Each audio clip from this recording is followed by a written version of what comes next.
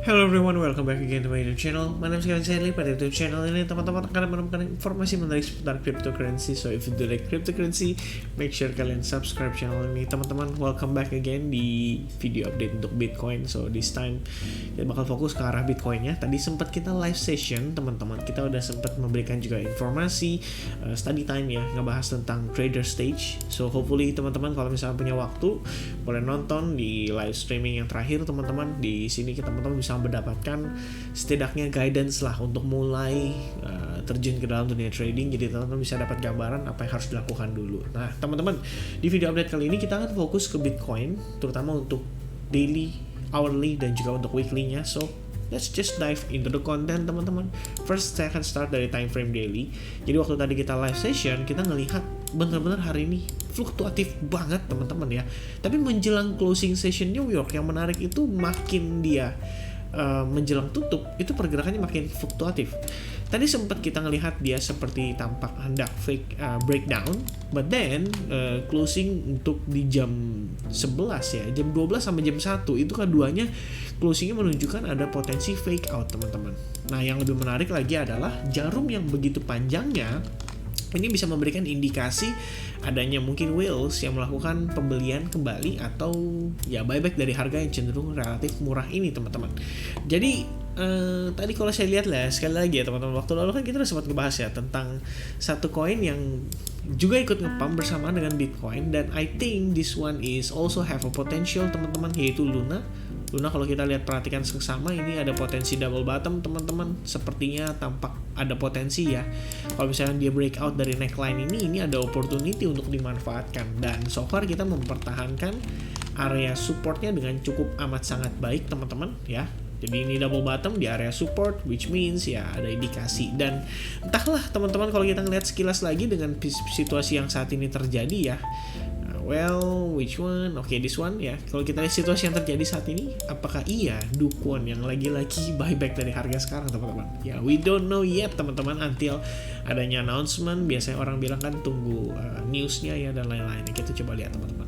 Nah, di bagian atasnya kalian juga perhatikan ini kita ada potensi trendline yang bisa nahan pergerakan Bitcoin. Well, ini untuk short term dan karena memang untuk sepanjang akhir pekan ini ya, ini kita ngelihat market tuh sideways aja, cuma bolak-balik gitu loh, di area atau range yang sama lebih kurang di 39.000 dengan highest-nya itu di 39.900 dan lowest-nya itu terakhir tadi banget teman-teman di 39.000 atau 38.900 bahkan, teman-teman ya. Jadi memang kalau kita bisa bilang sih sebenarnya Bitcoin posisinya masih tertekan. Kita lihat dari pergerakan beberapa waktu yang lalu, dan sideways-nya ini bisa menjadi fase akumulasinya, teman-teman. Sayangnya ada potensi terbentuk seperti bearish flag pattern dengan tahanan di bagian atas berupa trendline juga. Jadi kalau misalkan kita reject dari area ini, teman-teman, masih ada potensi untuk kita ngelihat dia close candle di bawah ya. Itu yang kita perlu perhatikan. Nah, secara time frame 4 jam sebenarnya menurut saya ini sangat menarik sekali, teman-teman. Kenapa saya katakan demikian? Coba deh perhatiin, teman-teman.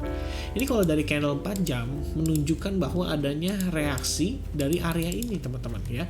Setelah selling pressure yang begitu signifikannya, at the same time ada demand yang juga cukup besar yang mampu mengangkat harga Bitcoin bahkan untuk balik close di atas bearish flag pattern-nya.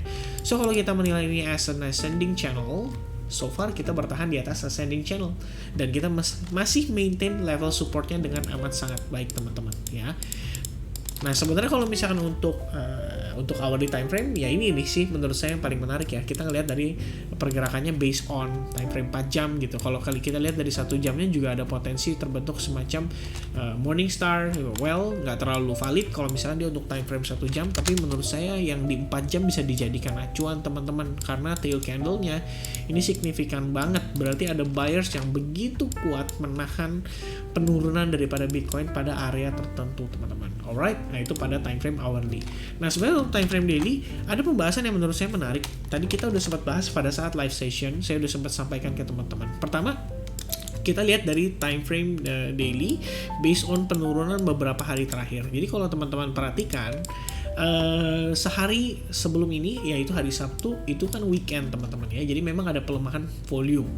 Nah pertama, kita mendapati seperti yang kita bahas beberapa waktu lalu, ini adalah potensi evening star pattern teman-teman, atau Three River evening star pattern, diiringi dengan tail candle yang begitu strong, begitu signifikan teman-teman ya, menunjukkan bahwa adanya selling pressure dari harga kisaran $43.000 teman-teman. Lalu kalau kita zoom in a little bit, kalian bisa melihat proses penurunannya signifikan, sedikit lebih signifikan, sedikit kurang signifikan. Jadi kalau compare dengan penurunan hari pertama, close candle, hari kedua itu cenderung lebih melemah. Dan hari terakhir teman-teman, atau hari ketiga, lebih tepatnya kemarin Sabtu, kita ngelihat penurunan atau selling momentum atau seller pressure, atau ya pressure selling pressure atau sellers momentumnya start slowing down. Dan kalau misalkan teman-teman closing candle daily hari ini di hari Minggu membentuk posisi seperti ini berarti sebenarnya kita mendekati situasi atau potensi seperti bullish spinning tops pattern, atau bahkan bisa membentuk yang namanya bullish engulfing pattern. So depend on close candle warna hijaunya. Kalau kita bisa close back di area 39.800 aja, itu berarti kita membentuk bullish engulfing pattern, yang artinya kita mengkonfirmasikan potential level support pada area bawah ini teman-teman. Dan artinya kita bisa mendapati ya situasi Bitcoin mungkin terrebound dari area ini ya.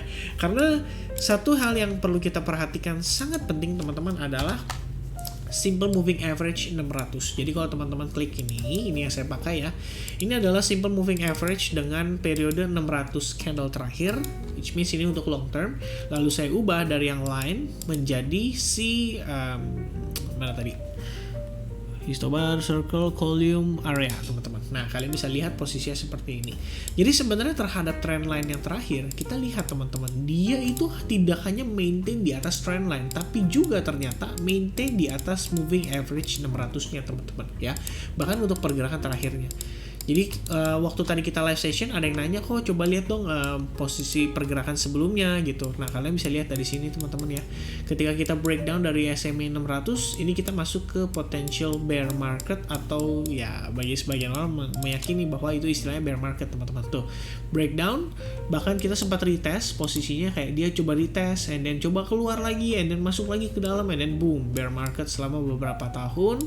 Lebih tepatnya sekitar kalau dari 2014 ke 2015 setahun rata-rata bear market ya teman-teman. And then breakout dari SMA 600 baru kita penguatan lagi until kita masuk lagi pada saat di kisaran bear market 2018. Dan ya setelah itu kita going out again, sedikit fake out ya. Di sini juga situasinya bisa seperti ini ya teman-teman. Jadi bukan berarti kalau misalkan kita ngelihat dia breakdown pasti langsung turun. Teman-teman, ada situasi seperti ini di mana kita katakan istilahnya ini dengan fake out teman-teman ya. Jadi kita ngelihat wah seakan-akan dia udah breakdown, tapi ternyata belum teman-teman. Kita masih ada potential rally kembali before dia akhirnya ya drop signifikan. Dan sampai dengan terakhir teman-teman, kalau kita lihat 2020 April ya, sampai dengan per hari ini kita baru akhirnya balik ngetes lagi area tersebut. Jadi saya bisa katakan sebenarnya ini area SMA 600 ini akan menjadi area paling penting kita, nggak cuma terhadap si trend line teman-teman ya. Ini kalau saya hilangkan ini, semua indikator saya hilangkan, saya clear dulu ya. Kita munculkan kembali si channel ini teman-teman ya, based on body to body candle, and then kita tarik ke bagian atasnya, kita tarik ke seperti ini, lalu kita munculkan SMA 600. Guess what, area tersebut adalah confluence of support, di mana trend line ini akan menjadi acuan paling penting kita. Jikalau kita berhasil close back di atas area ini, harusnya bisa memberikan Bitcoin setidaknya nafas dulu teman-teman ya, untuk kita ngelihat dia rebound dulu, balik lagi ngetes ke beberapa area yang berpotensi menjadi area supportnya dia, atau area resistance-nya dia. Jadi kita mendapati dia rebound, mungkin kita bisa ngetes lagi sampai kisaran level $42.000 ya. Dan $42.000 ini adalah area yang kita bisa consider sebagai salah satu area resistance strongnya dia teman-teman. Alright, nah itu untuk time frame daily. Sedikit tambahan untuk weekly, saya masih meyakini as long kita masih bisa maintain di atas EMA 100 ya pada time frame weekly, yang warna kuning ini teman-teman garisnya, plus Fibonacci 61,8% dan 78,6%, maka saya masih meyakini kita masih berada di dalam potensi yang namanya ABC, running flat corrective pattern, which means kita masih bisa mendapati dia impulsif pergerakannya. Well, secara fundamentally maybe nggak mendukung teman-teman, cuman nggak tahu ya kalau yang namanya resesi ekonomi datang di tahun 2023 dan ternyata memang cryptocurrency di sini menjadi pilihan teman-teman. Why not ya? Secara time frame weekly juga kalau misalnya kita close candle-nya kayak gini, ini kan berarti doji teman-teman. Sayangnya sebetulnya sih kalau kita lihat dojinya kan agak tinggi di atas teman-teman ya. Kalau misalkan tinggi di atas, kecenderungannya kita ngelihat berarti pressure dari sellersnya itu lebih signifikan. Sama halnya seperti pergerakan beberapa waktu yang lalu ya.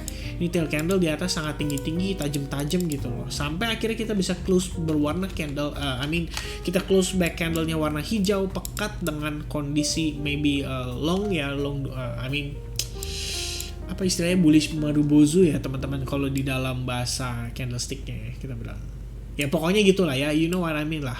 Intinya kita ngelihat dia masih berada di dalam ascending channel overall, kita masih ngelihat dia punya potensi ABC running flat corrective pattern, which means kita bisa ditarik dulu teman-teman memang, dan situasinya balik lagi ya, ini adalah suatu hal yang wajar, tapi ya itu teman-teman ya, antisipasi skenarionya adalah kalau breakdown dari SMA 600 teman-teman yang tadi kita sudah bahas, begitu pula pada trendline terhadap ascending channel, well we have to anticipate terhadap potensi dia drop sampai ke wave 3. Nah pertanyaannya adalah wave 3 nya di mana? Kan itu ya teman-teman pertanyaannya pasti teman-teman ya.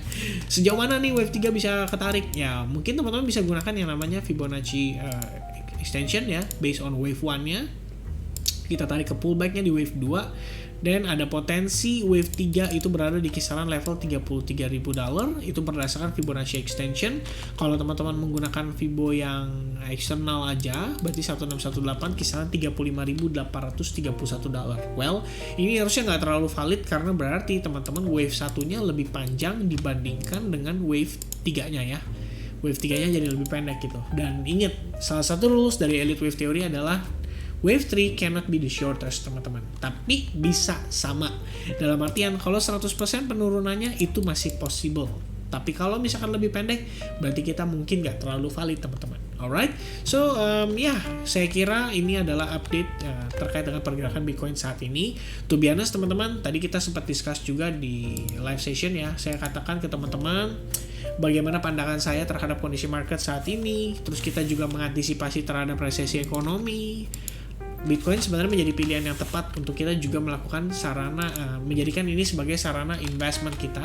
Cuman yang perlu diperhatikan adalah teman-teman, saya pengen kasih tahu dulu bahwa disclaimer ya, ketika saya menyampaikan ini bukan berarti ini merupakan rekomendasi atau sebuah ajakan untuk membeli teman-teman. Tapi kalau saya personally melihat kondisi resesi ekonomi, Alex Mashinsky juga bilang bahwa ya Bitcoin itu adalah ya bisa dibilang ya dia jual stok dan dia beli Bitcoin, berarti ya memang ada something yang diperhatikan oleh dia. Dan kalau misalkan seandainya teman-teman dia melakukan hal tersebut, why don't we istilahnya, kita juga mungkin boleh consider secara fundamentally ya memang Bitcoin mendukung, karena kan Bitcoin punya keterbatasan supply, dia tidak bisa memproduksi lagi, artinya tidak ada inflasi, terus tidak centralized finance teman-teman, dan ini harusnya menjadi kontranya sih centralized finance. Artinya secara fundamental Bitcoin harusnya menjadi salah satu opsi yang baik untuk kita melakukan hedging terhadap situasi inflasi yang terjadi di global saat ini teman-teman. Jadi kalau misalnya resesi ekonomi menimpa,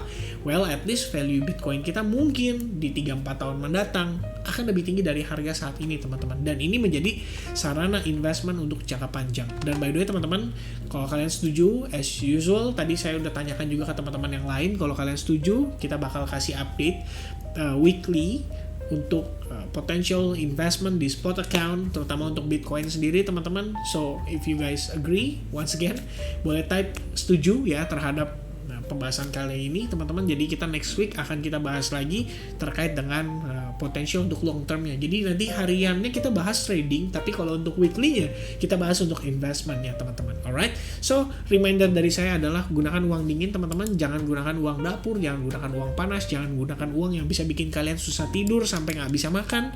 Yang pasti teman-teman harus sadari bahwa trading itu memiliki resiko yang tinggi ya, dan dibalik resiko itu memang ada reward, tapi before kita fokus ke reward, make sure kalian siap dengan resikonya dulu ya, pertimbangkan di situnya teman-teman.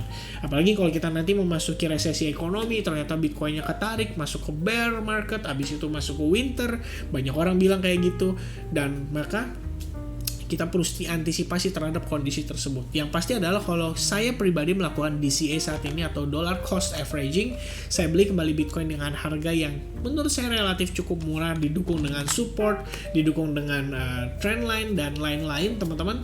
Ya, saya mungkin akan coba alokasikan di kisaran 10 sampai 15% dari portofolio saya yang memang saya siapkan untuk cryptocurrency untuk start investing di Bitcoin, teman-teman. Alright, so saya pribadi ada beberapa koin yang saya pegang di spot account, dan planningnya sih sebenarnya kalau misalkan kita dapat sekali kesempatan lagi naik sampai 45.000 atau mungkin di kisaran 48.000 even better, which means ya skenario yang ini, teman-teman, ya saya akan putuskan untuk exit dulu 70-80% spot account saya, dan baru saya akan start DCA lagi dengan harga yang relatif lebih murah lagi, teman-teman. Dan saat ini ya menurut saya udah cukup oke lah untuk kita melakukan DCA ya. Balik lagi, disclaimer, not a financial advice. Please do your own research before you make any decision. Dan thank you so much for watching this video, teman-teman.